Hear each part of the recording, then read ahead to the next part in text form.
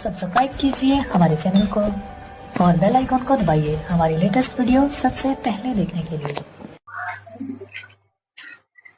Hello dear students, आज हम study करने वाले हैं क्लास 10 मैथ्स का कराधान अध्याय 8 में है।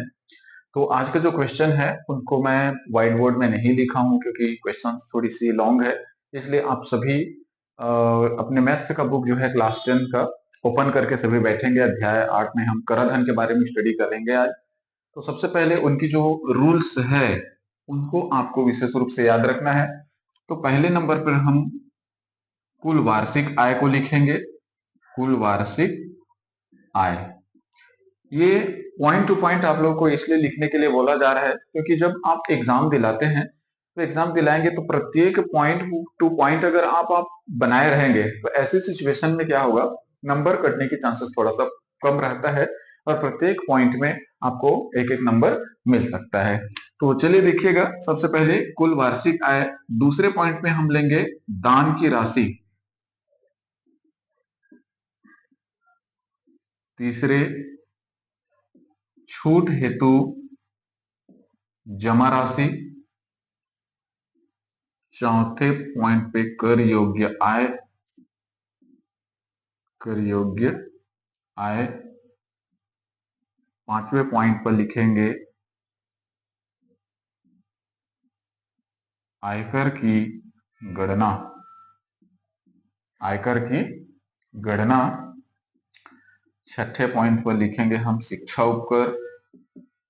शिक्षा उपकर। और सातवें पॉइंट पर लिखेंगे कुल देय आयकर। इस पॉइंट को खास रूप से आप सभी लोग अपने कॉपी में नोट करके रख लीजिए क्योंकि ये बहुत ही महत्वपूर्ण टॉपिक है। इस पॉइंट का फॉलो करते हुए, पॉइंट को फॉलो करते हुए यदि आप स्टडी करते हैं तो आपको कराधान स्टडी करने में, कराधान सॉल्व करने में बहुत ही आसानी जाएगा। ये पॉइंट आप सभी अपने कॉपी में सबसे पहले नोट कर लीजिएगा। सातों पॉइंट को, बहुत ही इंपॉर्टेंट पॉइंट है, उसके बाद हम आगे स्टडी करेंगे।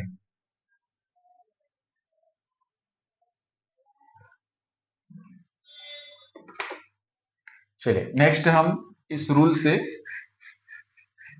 क्वेश्चन सॉल्व करना स्टार्ट करते हैं। तो हमारा पहला क्वेश्चन है प्रश्नावली 2 का।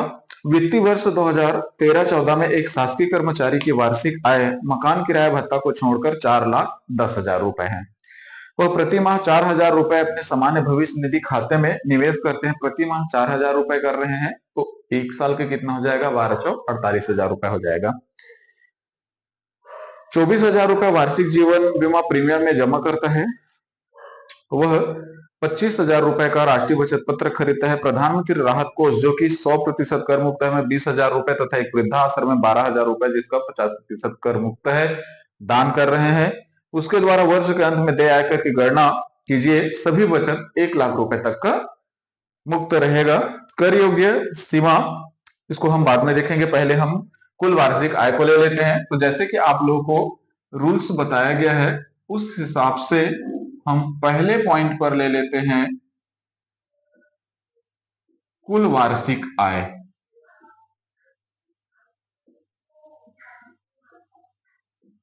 कुल वार्षिक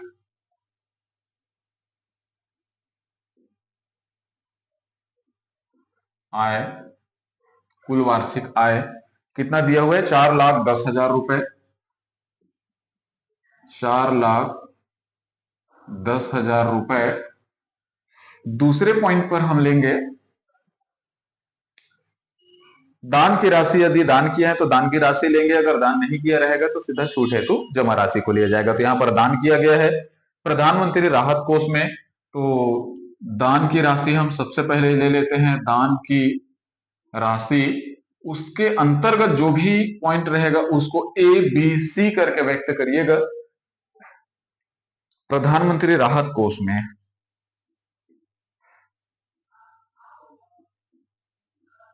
प्रधानमंत्री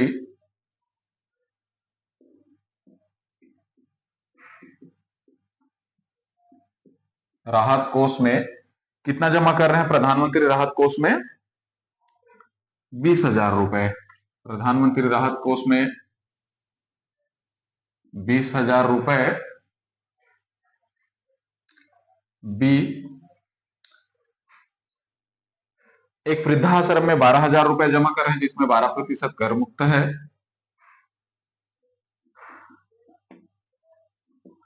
वृद्धाश्रम में 12,000, 12,000 रुपए का कितना प्रतिशत है? 50% कर मुक्त है। तो 12,000 का 50% लेंगे, 12,000 मल्टीप्लीकेशन 50 100, ये 10 कट जाएगा। तो यहाँ पर कितना बचा? 1,200 और 5 बचा हुआ है। तो 12 पंचे कितना हो जाएगा? 60, 12 पंचे 60 और 2 जीरो बचा हुआ है, 2 जीरो पे हो जाएगा टोटल 6,000 रुपए। 12,000 रुपए का 50% कितना हो जाएगा? 6,000। पॉइंट टू पॉइंट आप लिखिएगा। नेक्स्ट, कुल वार्षिक आय दिया हुआ है, तो हम यहाँ पर शेष राशि ले लेते हैं। शेष राशि कितना है अपने पास? 4,10,000 रुपए में हम 1 मिनट पहले हम दोनों को जोड़ लेते हैं। दान किया गया है उसको, ए और बी दोनों को हम जोड़ लेंगे।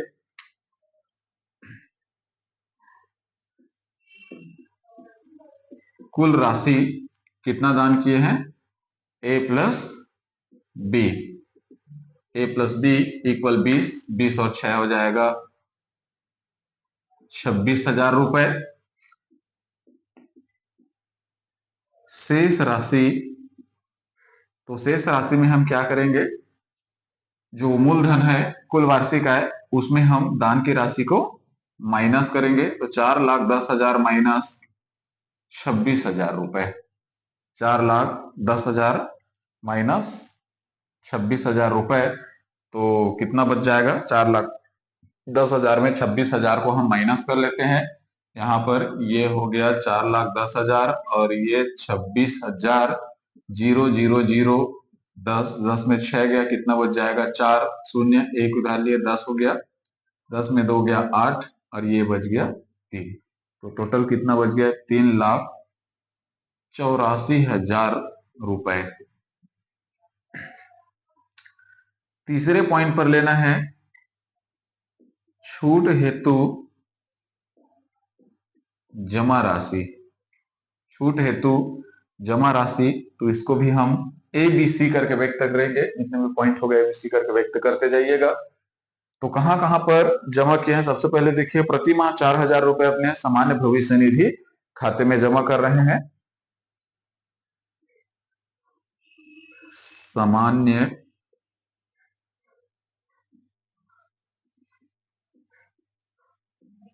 भविष्य निधि खाते में 4,000 रुपए प्रति माह, तो 12 महीने का हो जाएगा 12 चौक 48,000 रुपए। दूसरा, 24,000 रुपए वार्षिक जीवन बीमा प्रीमियम में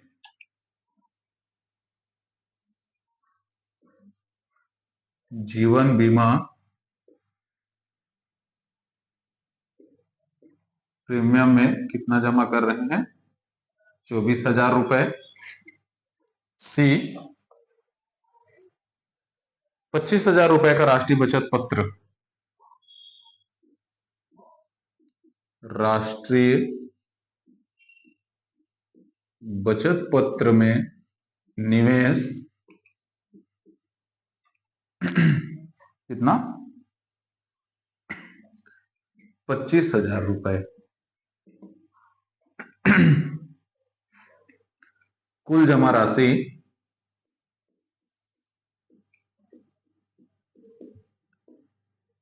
राशि ए प्लस बी प्लस सी, तो टोटल कितना हो जाएगा? 48,000, 24,000 और 25,000। तीनों को हम ले लेते हैं, तो ये हो जाएगा 5 4 9 और 8 17 का 7, हासिल 1 4 5 6 7 8 9, 97,000 रुपए कुल जमा किया गया। अगला पॉइंट आ जाता है, तीसरा पॉइंट के बाद आता है चौथा।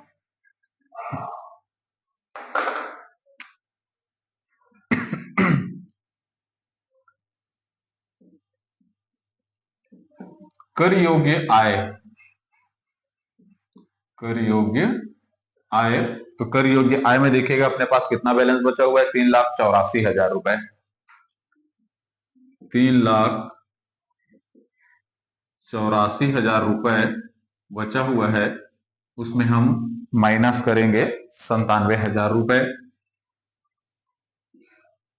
97,000 रुपए, तो 3,84,000 में 97,000 अगर माइनस कर दें कितना बच जाएगा, शून्य। 14, 14 में 7 गया, 7 बच जाएगा, ये हो जाएगा 7, एक ले लिए इसे, 17 हो जाएगा। 17 में 9 बच गया, 17 में 9 गया, कितना बचेगा, 8, और ये बच जाएगा 2। 2,87,000 रुपए, 2,87,000 रुपए टोटल बच जाएंगे। पांचवें पॉइंट पर अपने को ले लेना है आयकर की गणना। इसको मैं सेपरेट कर देता हूं। आयकर की गणना।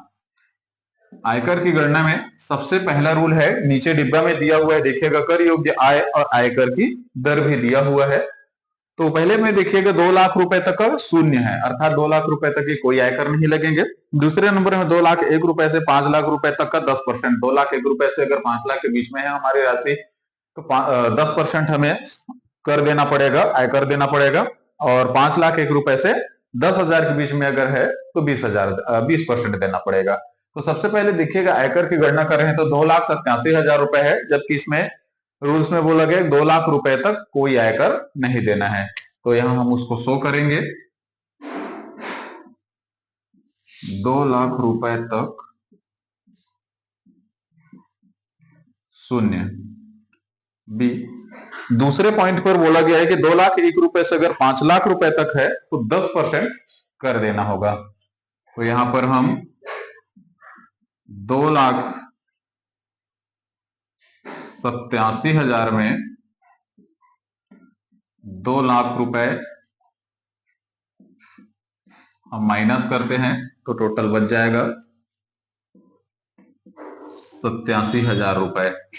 87,000 रुपए का कितना प्रतिशत देना है, 10%। 10%, तो 87,000 रुपए का 10% निकाल लेते हैं, शून्य शून्य शून्य कट जाएगा, 8,700 रुपए। 8,700 रुपए। वहीं पर अपने छठवें पॉइंट पर हमें लिखना है, शिक्षा उपकर को शो करना है। शिक्षा उपकर यहां पर दिया हुआ है 2%, माध्यमिक और उच्च शिक्षा उपकर दिया हुआ है 1%। टोटल हो जाएगा शिक्षा उपकर 3%। शिक्षा उपकर प्लस माध्यमिक और उच्च शिक्षा उपकर।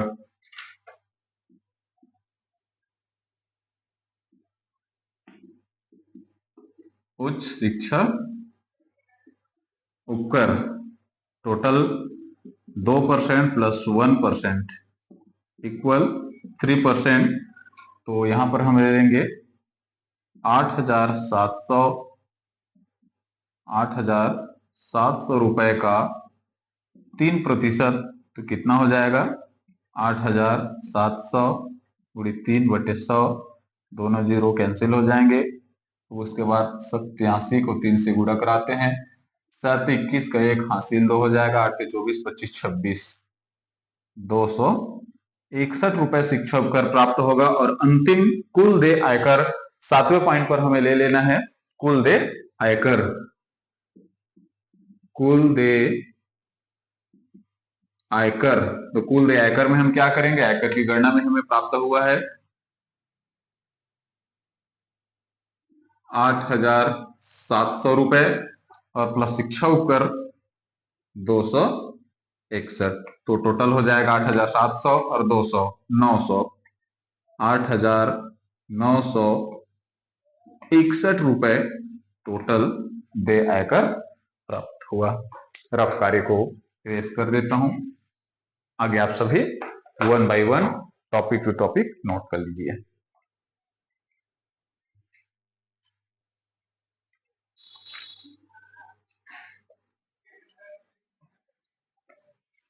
चलिए आगे स्टडी करते हैं।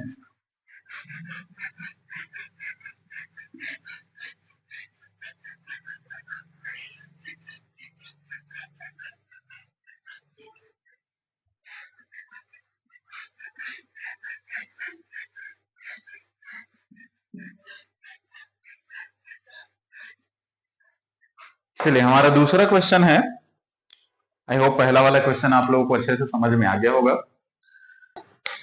उसके बाद आइए हम दूसरे क्वेश्चन के बारे में स्टडी करते हैं। दूसरा क्वेश्चन है नवीन का वित्तीय वर्ष 2013-14 में। सभी अपने अपने बुक को देखते रहिएगा, समझते रहिएगा, बताते जाऊंगा, आप बुक देखते रहिएगा, ऐसे आपको क्लियर समझ में आएगा। तो देखिएगा नवीन का वित्तीय वर्ष 2013-14 में वार्षिक वेतन 7,20,000 रुपए है। वह सामान्य भविष्य निधि में 4,000 रुपए मासिक जमा करता है। अर्थात कितना जमा करेंगे? छूट हेतु जमा राशि 4,000 मासिक जमा कर रहे हैं तो 12 महीने का 12 चौक 48,000 हो जाएगा। 20,000 रुपए वार्षिक जीवन बीमा की किस्त देते हैं। 30,000 रुपए राष्ट्रीय बचत पत्र में निवेश करता है। अनाथ आश्रम में 15,000 रुपए दान करते हैं, इसका 50% कर मुक्त है। तो आइए देखते हैं इसके बारे में। इसमें भी 2 लाख रुपए तक कोई आयकर नहीं। 2 लाख 1 रुपए से 5 लाख रुपए तक 10%, 5 लाख से 10 लाख के बीच में है तो 20% इसमें कर लगेंगे। तो सबसे पहले हम कुल वार्षिक आय ले लेते हैं, जैसे कि आप लोगों को रूल पूर्व में बता दिया गया है। हल पहला पॉइंट में हमें लेना होता है कुल वार्षिक आय। कुल वार्षिक आय तो कितना है? 7,20,000 रुपए। कुल वार्षिक आय 7,20,000।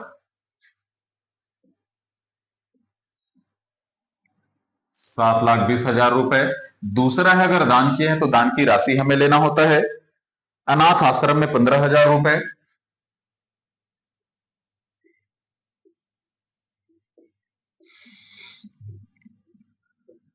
अनाथ आश्रम में 15,000 रुपए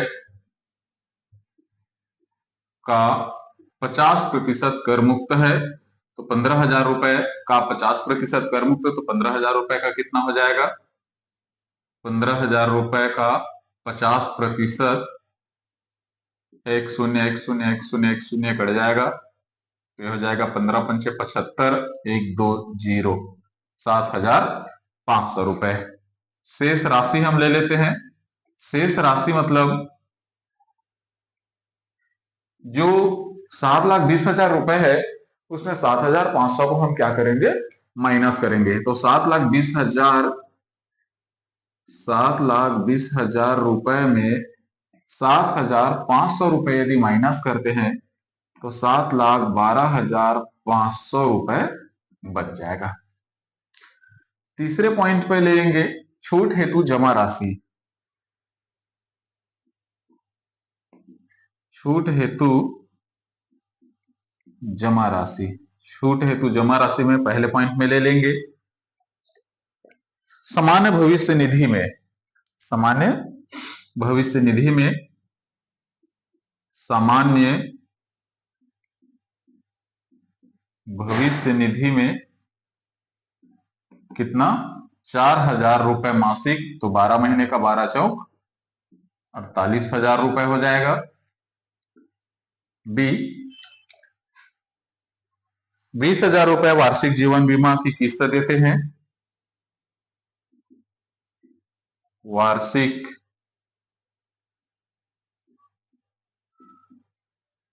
जीवन बीमा में 20,000 रुपए। सी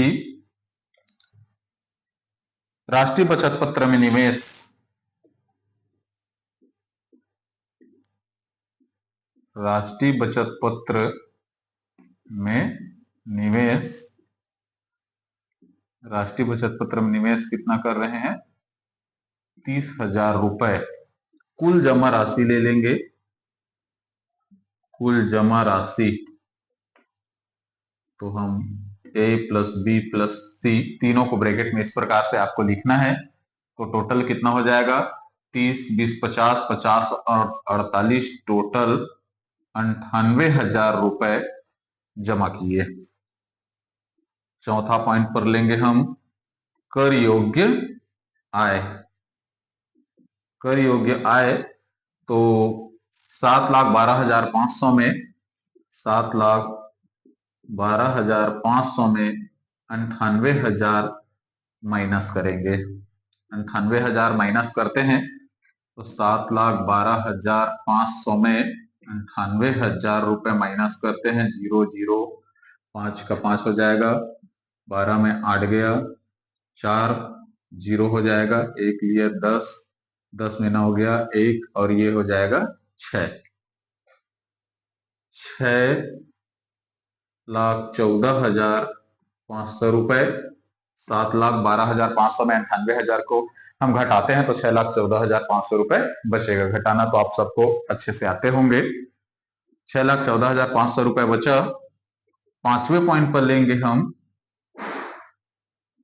आयकर की गणना।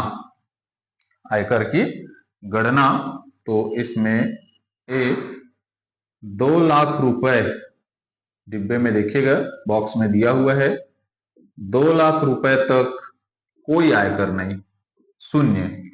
मैं ए के बाद बी वाला जो पॉइंट है उसको सेपरेट लाइन के इस पार लिखता हूं। आयकर की गणना बी 2,01,000 रुपए से 5 लाख रुपए तक का 10% का कर है, टैक्स है। तो 6,14,500 है अपने पास, तो 2,01,000 रुपए से 5 लाख के बीच में भी आ रहा है, अर्थात 10% भी लगेगा, और 5 लाख से 10 लाख के बीच में भी आ रहा है, अर्थात 20% लगेगा। तो टैक्स दो प्रकार के लगेंगे, 10% टैक्स अलग लगेगा, 20% टैक्स अलग लगेगा, डबल टैक्स लगेगा। तो यहां पर हम सबसे पहले 5 लाख में 2 लाख रुपए माइनस करते हैं।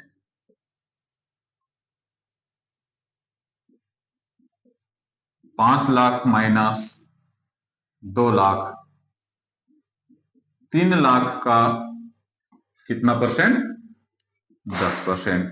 तो 3 लाख का 10% कितना हो जाएगा, 30,000 रुपए, 30,000 रुपए। 3 लाख का 10% 30,000। नेक्स्ट है 5,01,000 रुपए से 10 लाख के बीच में है तो 20% टैक्स लगता है। तो देखिए 5,01,000 रुपए से 10 लाख के बीच में है 6,14,500, तो 6,14,500 रुपए में 5 लाख को माइनस करेंगे। 5 लाख को माइनस करेंगे तो 1,14,500 रुपए बचेगा। इसका 20% टैक्स लगेगा। तो 1,14,500 गुणित 20/100, 0,000, 11,450 बचा, और यहाँ 2 बचे हुए हैं तो 11,450 दूनी 11 दूनी 22, 450 का 900। कुल आयकर बी प्लस सी लेंगे। बी प्लस सी, क्योंकि ए में 2 लाख रुपए तक शून्य दिया हुआ है, 2 लाख रुपए तक शून्य, तो कुल आयकर बी प्लस सी तो 30 और 22 टोटल हो जाएगा 52,900 रुपए। उसके बाद आयकर की गणना के बाद हम निकालेंगे शिक्षा उपकर। 6वें नंबर पे पॉइंट पे है शिक्षा उपकर। तो शिक्षा उपकर देखिएगा, शिक्षा उपकर प्लस माध्यमिक और उच्च शिक्षा उपकर दोनों दिया हुआ है। तो शिक्षा उपकर प्लस माध्यमिक और उच्च शिक्षा उपकर 2%, माध्यमिक और उच्च शिक्षा उपकर 1%। टोटल हो जाएगा 3%। तो यहां पर हम ले लेंगे 52,900 का 3%। कितना होगा? 52,900 का 3% लेते हैं, दोनों शून्य कट जाएंगे, 529 बचा। तो ये हो जाएगा 529 गुणित 3, 9 तिया 27 का 7, हासिल 2, 3 दूनी 6, 7 8, 5 तिया 15, 1,587 रुपए शिक्षा उपकर प्राप्त होगा। अब कुल देय आयकर बच गया है शेष, तो यहां पर हम कुल देय आयकर लेते हैं। कुल देय आयकर, तो आयकर की गणना 52,900 प्लस शिक्षा उपकर 1,587। तो यहां पर हम एक बार जोड़ लेते हैं, 52,900 1,587, तो 7 8 9 5 14 का 4, हासिल 1 2 3 4 और 5 का 5, 54,487। 54,487 रुपए कुल देय आयकर प्राप्त हुआ। सभी स्टेप बाय स्टेप लिखेगा। जैसे आप लोगों को रूल बताया जा रहा है, उस रूल को बिल्कुल फॉलो करते हुए आप लोगों को स्टडी करना है, क्योंकि हम स्टेप बाय स्टेप देखेगा, ABC 1 2 3 करके स्टेप बाय स्टेप उसको लिखे। अगर ऐसा आप लिखते हैं तो कहीं पर भी आपके नंबर कटने की चांसेस बिल्कुल भी नहीं है। अच्छे से आपको इन सभी रूल्स को, सभी पॉइंट्स को अच्छे से याद रखना है कि पहले नंबर में हम क्या लिए हैं, कुल वार्षिक आय, दूसरे नंबर में दान की राशि, तीसरे नंबर में छूट हेतु जमा राशि। अगर दान की राशि नहीं दिया है तो दूसरे नंबर से हम छूट हेतु जमा राशि करके आगे बढ़ेंगे। अच्छे से ध्यान दीजिएगा। आई होप आप सभी को अच्छे से समझ में आ गया होगा। रफ कार्य को मैं इरेज कर देता हूं, कंफ्यूज नहीं होना है। सभी अपने कॉपी में अच्छे से इसको नोट कर लीजिएगा। कुल देय आयकर है 54,487। क्लियर? आज के लिए बस इतना ही। अगला क्वेश्चन जो है, तीसरा क्वेश्चन हम कल स्टडी करेंगे। और कल सभी लोग बुक्स ओपन करके, कल सभी लोग आप लोगों को निर्देश दिया जाएगा। उस हिसाब से जब भी आप स्टडी करने के लिए बैठेंगे, वीडियो ओपन करेंगे, हमारे यूट्यूब चैनल्स जब भी ओपन करेंगे, आप बुक ओपन करके बैठिएगा करधन स्टडी करने के लिए, क्योंकि यहाँ पर क्वेश्चन व्हाइट बोर्ड में नहीं लिखा गया है, जिससे आपको क्लियरली समझ में आएगा। आगे के वीडियो देखने के लिए लाइक कीजिए, सब्सक्राइब कीजिए, ताकि हमारा हर वीडियो आप तक सबसे पहले पहुंचे और क्रम वाइज सभी क्वेश्चंस का हल आपको मिल सके। Thank you.